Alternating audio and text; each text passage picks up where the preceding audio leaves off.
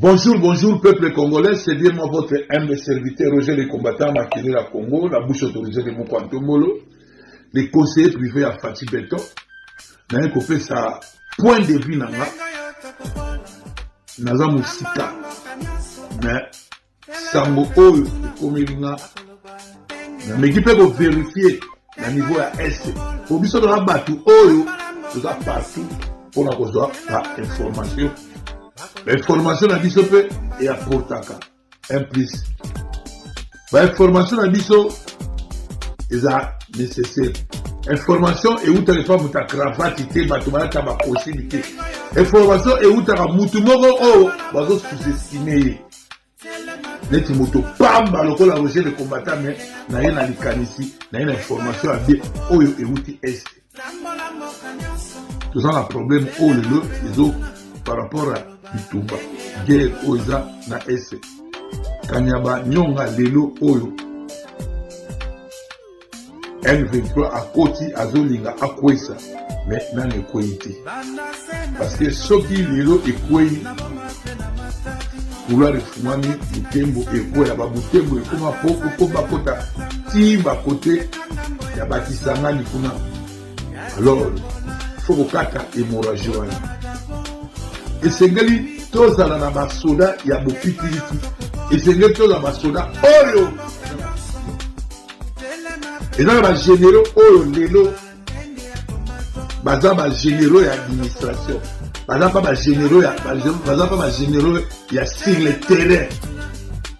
Parce que il y a des officiers supérieurs, il faut aller dans le bureau. Là, oh, il faut aller sur le terrain. Sur le terrain, péré. Donc, quand vous êtes général, vous êtes généraux, président Pesibino confiance. Bino okei kuna pona kosala musala. Okei kuna pona commerce. Vous devez aller au front. Ministre de la Défense, qui m'ont dit agent civil. Domaine à armée, ça domaine a été. Le Robaché, ministre de la Défense, la Rossène a toujours à l'écoute de Jean-Pierre Bemba Gombo. Makambo, oh, ils ont les gars à Makambo, oh, ils ont les gars à Jean-Pierre Bemba doit être équipé, ministère de la Transport. Occupé ministère de la Défense. Mais dans la nouvelle déjà que Guy Mwanzavita a travaillé a tout Jean-Pierre Bemba Makambo Moussous et ça déjà très bien. Il faut continuer bon. Il faut aller au Kakapé Makambo Jean-Pierre Bemba parce que il est Moutaza ministre de la Défense a transmettre un message. Ndenge Jean-Pierre Bemba a instauré a imposé il faut me Jean-Pierre Bemba on lekela nani on va imposer nani baba na yuko koka Jean-Pierre Bemba te yango omoni baba na toujours pour ça la bloc au monde mais armée na biso ya la police ya dire bino bo lukaki mutu moko oyo bino po sala ba biloko na bino ya mabe pour baby sa image ya mukonza mboka Général Chico je l'ai sur toi Général Chiwewe je l'ai sur toi nous avons besoin de ba généraux na bino ba gana bino o ba paquet na bino na bo bumba o ponga pe na ba paquet nous avons un paquet armée et ça va paquet oh bimisi nzoto te armée eza mutu dans ba cheyo na nini kuna o diriger opération zala vraiment na kati ba soldat na biso o futa ba mbongo na bango bola na droit RRT bokima ba front wala ngai na ono ba soldat bazali kuna ba général Chiwewe ba général Chico ba kima ka front je le dis je le confirme parce que lelo ministre ya défense oyo batie ya sikoyo aza muta domaine te ki mwanza vita oza na obligation au travail na Jean Pierre Bemba soki nazoloba boye parce que naza congolais soki lelo balobi Kanyaba nyonga ekwei eza douleur na yo eza douleur na nga eza douleur ya biso ba congolais président de la république fungola miso ba généraux wana baza wana chiwewe baza ba généraux o babongi na administration bazonga na Kinshasa ba chiko bazonga na Kinshasa baza ba généraux sur le terrain ba généraux si ba généraux baza ba opérationnel sur le terrain boyebi mais ba le devant botie wana ba chiko ba chiwewe baza ba incompétent bango musana bino e aliga ezalika ke opesa ba journaliste mombogo basele na bino ba jalelo ya lufuta alors que c'est le terrain Jean-Pierre Bemba akena ministère ya transport akena ministère ya transport bota la ndenge atikaki armée Jean-Pierre Bemba asaki des ordres ba soldats bazwa mbongo na bango déjà te odi ba détournement ya salaire ba soldats est-ce que ça normal c'est normal président Félix Tshisekedi au petit nayo sur le terrain en tout cas sur le terrain Batou il faut bazala pena sur le terrain Batou bazala sur le terrain ba général wana faut bazala terrain un général azala sur le terrain un général akenda en front ezateke bino bozoke na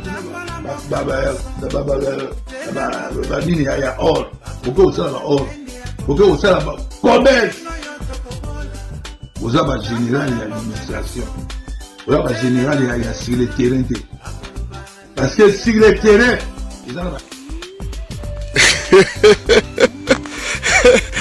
Fachi, ça va? Glycémie, c'est bon?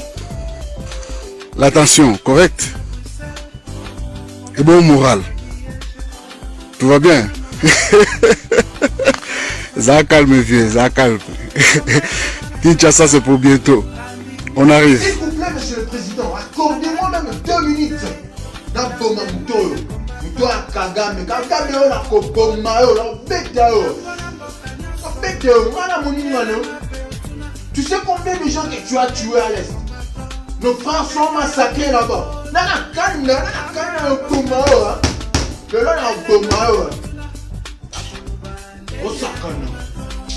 Nous saluons notre héros national, Armand Tungoulou. Depuis le village Bombili, El Commandante Makasi tozali basoda ekoloko mosala na biso kobatela mboka tozali basoda ekoloko mosala na biso kobatela mboka tokokende bipai biso mpona kobema na monguna ekolo kinu ekwatemanyema katama nako mobimba kinu ekwatemanyema katama nako mobimba force na yere na likolo force na vale na kati ya mai force terrestre na mabele peple nyonso na sécurité force aérienne na likolo force na vale na kati ya mai force terrestre na mabele peple nyonso na sécurité mourir au champ de bataille c'est l'honneur baeba kufa nzambe abatela bango batika bazoka na opération ebe nyonso na sécurité mourir au champ de bataille c'est l'honneur baeba kufa nzambe abatela bango batika bazoka na opération ebe nyonso na sécurité